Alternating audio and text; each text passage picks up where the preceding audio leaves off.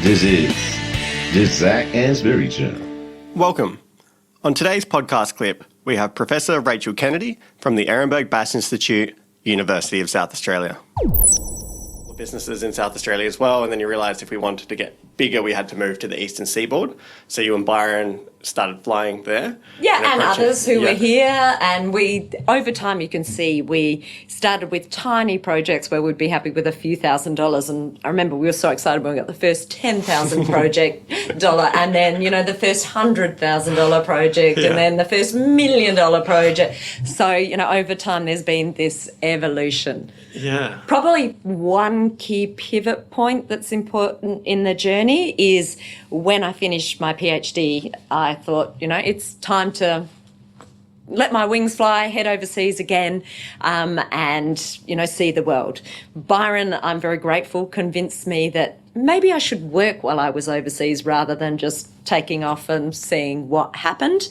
And so he wrote to a certain Andrew Ehrenberg and said, you know, would he have an office space and be willing to involve me in some of the things that he was doing? Was he at London Business School or South Bank at that point? He was at South Bank at that point. Yeah. And there was another one of the researchers at that time who was here, a statistician, Cam Runke. Oh, yes. And he was also keen to go to London. So Byron said, you know, that are two researchers, and so my salary, Byron, you know, said, I'll pay the salary, but if you can, you know, find some office space and work with these people, that would be wonderful. So it was meant to be a 6-month visit, not a very clear scope of work, but explore what work might happen.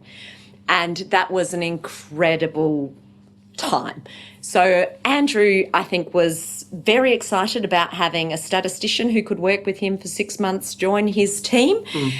And I've heard from others he was far less excited about having a young female who he had no idea what he would do with. But he was a little too polite and didn't know how to say, yes, I'll have the statistician, but no, I won't have the young marketer. Sure, Byron's bundled you in there. So I was bundled in and accepted because he was too polite, much to Andrew's horror, I'm told by others. Anyway, we both arrived, and Andrew and I had an amazing time. The 6 months actually became many visits over a number of years where we did some great work together.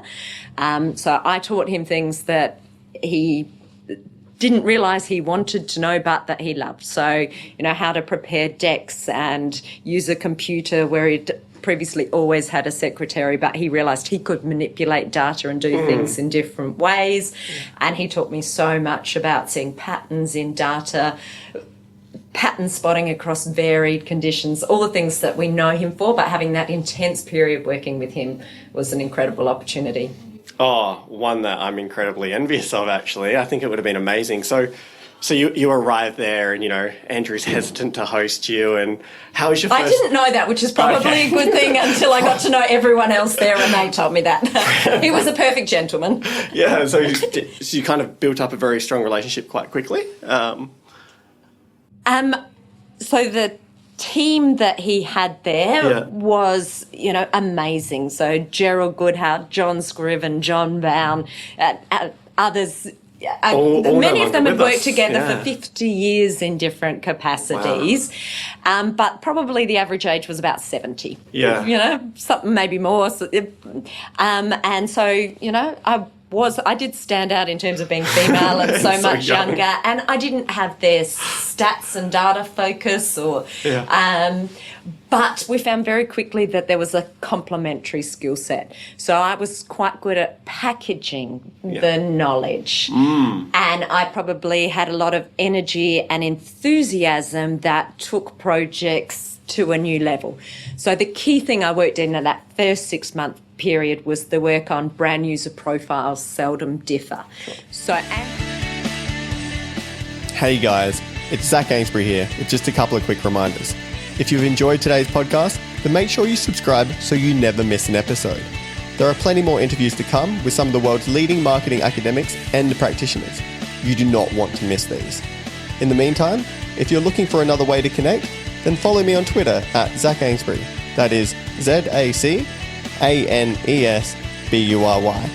For my take on the marketing issues of the day.